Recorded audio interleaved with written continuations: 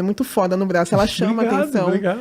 Então, tipo, o diferente, ele chama atenção. Então, se a gente fosse importar com a opinião dos outros, a gente não vive. A gente não vive a nossa vida. A gente só fica parado no lugar, enquanto as pessoas começam a atacar pedra, você só se afunda mais. Então, não tem por que se importar com a opinião dos outros. Eu já passei coisa até dentro da minha casa, já escutei coisas de pessoas da minha família. Que hoje em dia eu paro e penso, nossa, se eu tivesse escutado, eu tava no fundo do poço. Porque, assim, você escutar coisas de pessoas de fora é uma coisa. Agora, você escutar coisas de pessoas que é do seu cotidiano... Você imagina, claro. Claro. Tenso. É tenso. E essa conversa, você falou você estava aconselhando uma mãe ou um pai. Como os teus pais lidaram com isso? Então... Porque, além do mais, naquele momento que não se tinha informação nenhuma, não tinha um outro exemplo, não tinha como mandar uma mensagem no Facebook de ninguém...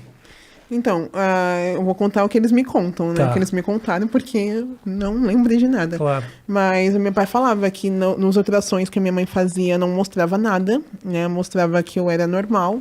Eu sou normal, né? Mas não mostrava que eu tinha alguma deformidade ou algo do tipo. Eu nasci toda peluda, né? Eu nasci com literalmente o corpo inteiro completo de pelo. E no ultrassom não mostrava. Eu acho que era tão ruim os ultrassons antigamente. Muito tempo. Que não mostrava nada. Faz muito tempo. E quando eu nasci, os médicos ficaram... E agora, o que a gente faz? Então, se os médicos ficaram com esse ponto de interrogação na cabeça, os meus pais ficaram com triplo. E o meu pai fala que quando eu nasci, minha mãe ficou no hospital, né? E quando eu nasci, ele veio pra casa, porque ele não podia ficar no hospital. Sentou na porta da minha casa e começou a chorar. Porque ele não sabia o que fazer, né? Era algo diferente pra ele. Era algo novo pra ele, né? Porque ele e minha mãe, na realidade, não se deram bem, né? Tá. Então, tipo, eles ficaram juntos mais por causa de mim. Então, como é que eu posso explicar? Nascer... Como é que eu posso me referir a mim mesmo? Nascer uma pessoa com tantas necessidades, que nem eu nasci cega, eu não enxergava, eu nasci, os médicos, eles me deram um monte de diagnóstico falso, eu não ia andar, não ia enxergar, não ia falar, ia vegetar em cima de uma cama, né? Então, tipo, o meu pai receber todas aquelas notícias, eu acho que na cabeça dele ele tava, o que eu faço agora? Eu imagino. Então, tipo, o primeiro filho dele, e receber essa notícia, eu acho que pra ele foi punk.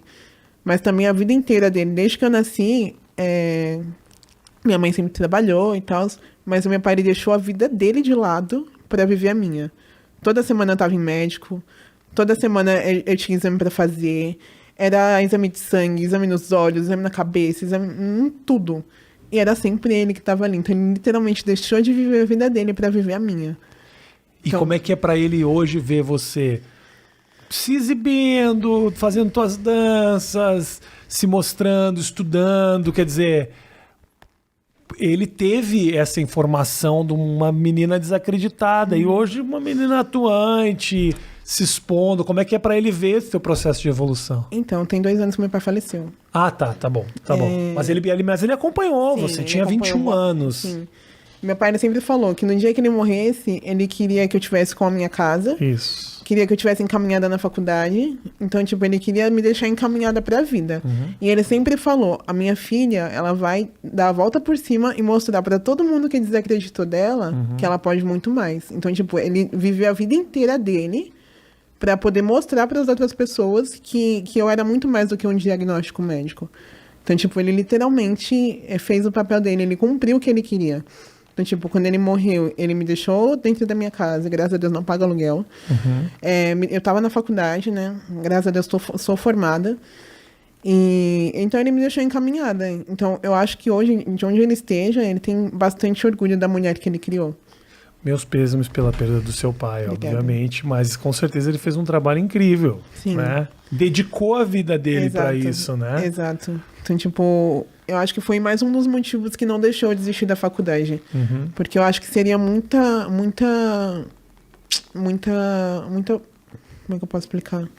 Ingratidão. Exato, obrigada. Seria ingratidão ver que ele deixou a vida dele de lado Claro. durante 21 anos, que ele poderia ter crescido financeiramente. Meu pai ele tinha empresa de ônibus, empresa de transporte, ele deixou tudo de lado para viver a minha vida. Então seria muita ingratidão da minha parte largar tudo, não simplesmente porque ele me deixou, né? Mas Deus quis assim, né? Chegou a hora dele, então em vez de eu parar tudo, eu decidi continuar o legado dele, né? Continuar o desejo dele de ver a filha dele conquistando o mundo, né? Porque a filha dele foi desacreditada de tudo.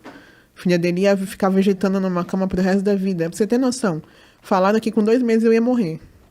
Que eu não ia passar de 2 meses, por ter nascido cega. No teu nascimento, isso? Falaram? Exato. Então, Nossa. tipo, não ia passar dos 2 meses. E hoje eu tá com 23 anos, Que ótimo, que legal. Agora, me fala o seguinte, fisicamente o que é então isso? Então, Exatamente que tipo de limitação? Porque você enxerga normalmente. exato. Qual é a questão, então? Então, quando eu nasci, como eu falei, eu nasci cega, eu nasci com uma massa branca nos meus olhos, né? Nasci cega, nasci cheia de pelo.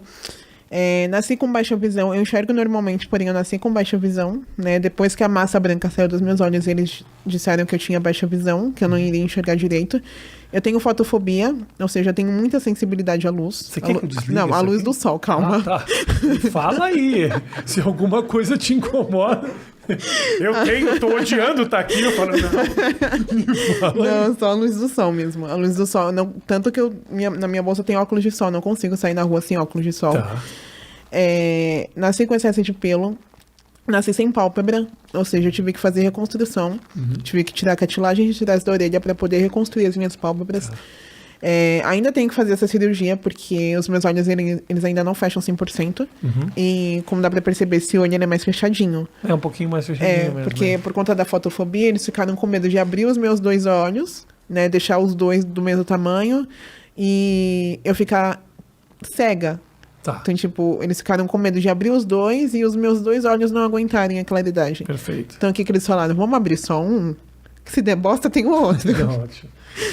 Não é uma decisão inteligente. Não, graças a Deus não deu bosta nenhuma, né? Mas mais pra frente eu vou abrir esse olho pra Tá. poder ficar um pouco mais parecido com o outro, né? Porque, ao meu ver, pelo menos é só o que tem de diferente no meu rosto. O que. E é hereditário isso? Isso foi herdado geneticamente? É genético, é uma síndrome genética. Então, o gene da minha síndrome tá no sangue da minha mãe. Ou seja, alguém, não minha avó, minha tataravó, mas alguém lá no passado, na família da minha mãe, teve essa síndrome. Então você só imagina, se eu, há 23 anos atrás, eles não tinham recursos Sim. no Brasil para poder tratar uma pessoa com essa síndrome, você só imagina lá há 100 anos atrás. Né? Não tinha recurso nenhum, então sabe lá Deus o que fizeram com a pessoa. Te incomoda falar sobre isso? Não, hoje não me incomoda mais. Eu tô te fazendo essas perguntas e pensando, puxa, ela já respondeu isso tantas vezes, eu fico meio... Eu acho muito legal. Eu titubei um pouco de perguntar, que eu falo, poxa, mas eu vou perguntar quantas vezes a Cauana já não falou desse assunto. Eu acho muito legal eu gerar essa curiosidade nas pessoas. Porque assim, que nem você tá me perguntando por curiosidade sua. Sim. Agora tem gente que vem perguntar na pura maldade mesmo, pra poder ter mais conteúdo, pra tentar mexer na ferida. Entendi, pra provocar. Exatamente. Então, quando uma pessoa chega em mim por curiosidade mesmo, pra poder saber o que aconteceu, nossa, eu acho super legal responder. É muito melhor do que também te analisarem sem saber da história. Exatamente. Também, né? É aquela, não jogo o livro pela capa, né? Claro, exatamente. E você já teve alguma... Para você, dia a dia, andando na loja, não sei o quê, algo disso para você é um problema? Tipo, eu sei que se eu for ali, se eu passar ali, eu vou me incomodar, vou ouvir o que eu não quero, alguma... Então, é que nem eu te falei, hoje em dia isso não me incomoda mais, mas até hoje, se eu entro dentro de um ônibus, os olhares vão pra mim, se eu entro dentro de uma loja sem óculos, né, que eu vivo de óculos, as pessoas ficam encarando, porque querendo ou não, o diferente ele chama atenção. Claro. Mas as pessoas, elas olham com um olhar de desprezo, ou olhar de dó, tipo, ai, tadinha. E eu fico, gente, tadinha não sou tadinha. Sou top. Exatamente.